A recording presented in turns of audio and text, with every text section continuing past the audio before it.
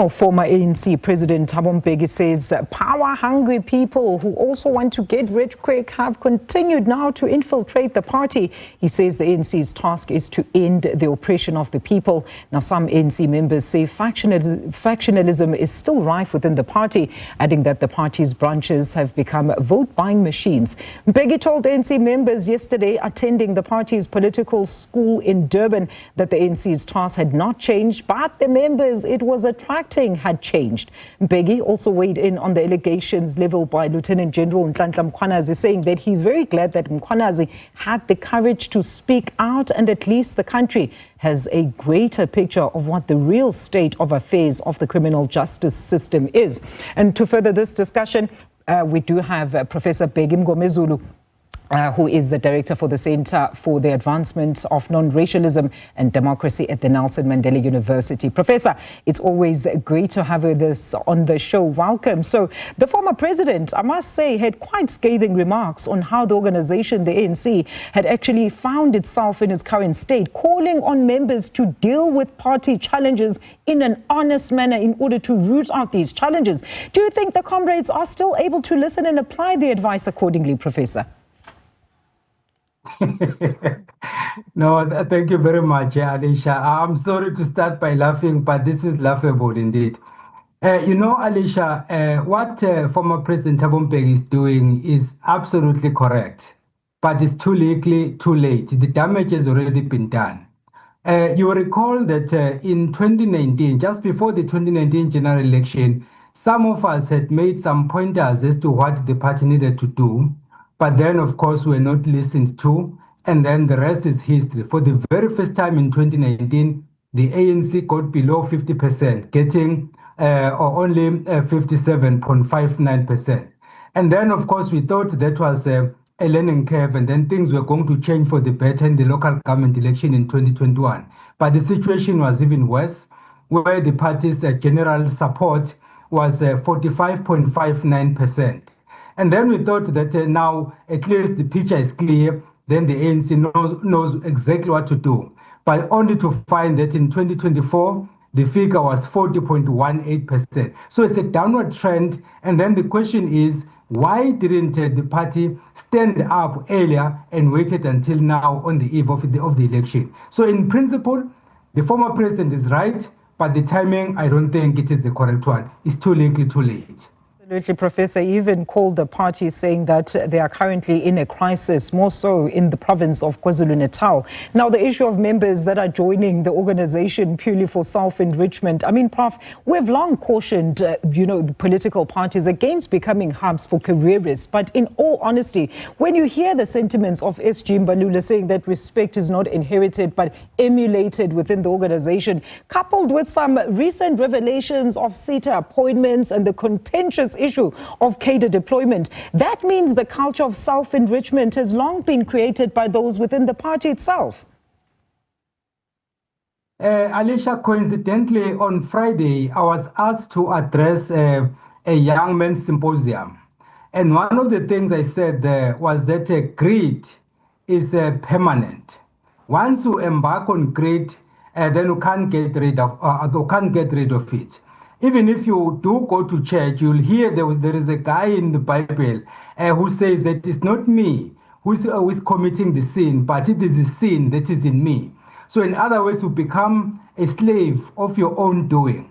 So in this case, the reality is that there is what we call political careerism.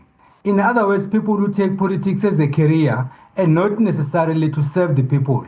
If you compare our leaders now and our leaders then, those who joined the liberation movement did not do that in order to enrich themselves. They did so because they were sacrificing for the country, for you and I. Unfortunately, somewhere along the line, I think when we took over government in 1994, we were of the view that because the whites that we succeeded were enriching themselves, then it was our turn to eat. That is the phrase that we'll hear every now and then. And that is a bad start because it means that you are no longer serving the people who claim to be serving, but you are saving yourself. And that can't be right. Not on the side of Ubuntu, not on the side of Christianity or any form of religion. It's just not there. But unfortunately, that is the reality we are faced with.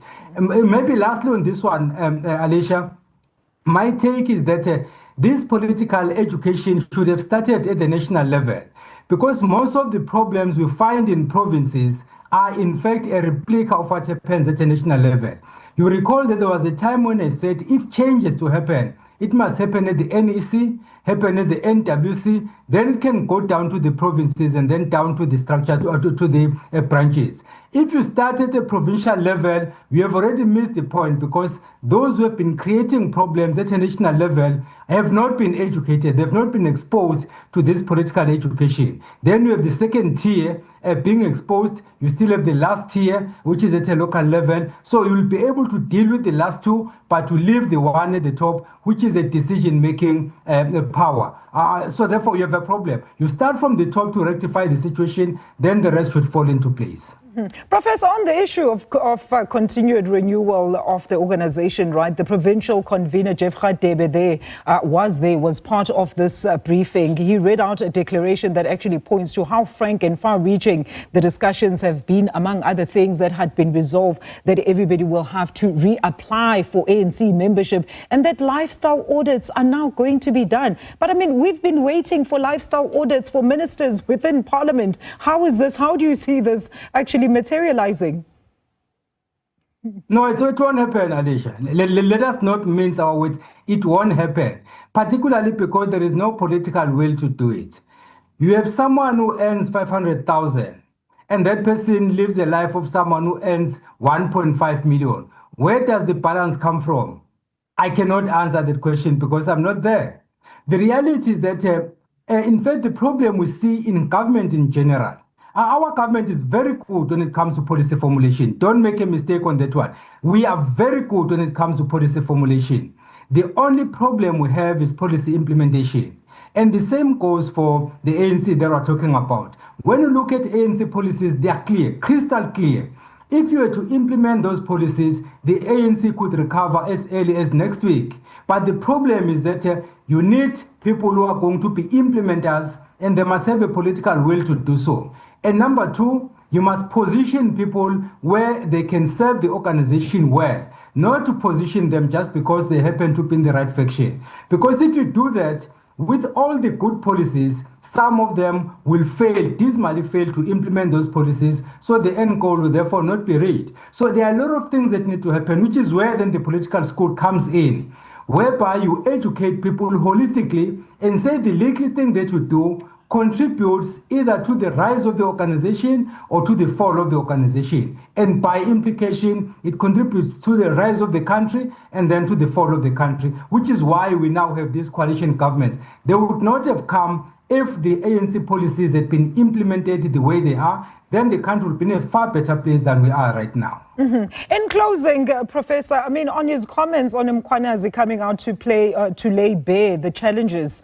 that are faced by law enforcement, an interesting stance, right? Especially in how direct he was in his support for Mkhwanazi's actions. But I know our reporter Simphiwe Makhanya had actually asked him to comment on how the president should have acted upon, of course, the revelation of these allegations. Mkhwanazi is my hero, Alicia. I don't want to hide that. Mkhwanazi is my hero, particularly because he has the interest of the country more than the interest of the position that he holds. If we were to have 3, 4, 5 people who are the likes of Mkhwanazi, our country will be in a better place. I'm happy that former President Thabo Mbeki is also applauding Lieutenant General Mkhwanazi for the stance that he took. And remember, he did what he did out of frustration, not because he doesn't understand protocol in the police force, but because he was frustrated that I've followed all the rules, but then there are no results. Therefore, as a last resort, in his own words, he said then we must go back to the people who put us in the positions where we are. That is the kind of mentality that we need if we are to rescue this country. For as long as we are cheerleaders, for as long as we sing for our lunch, then our country is doomed.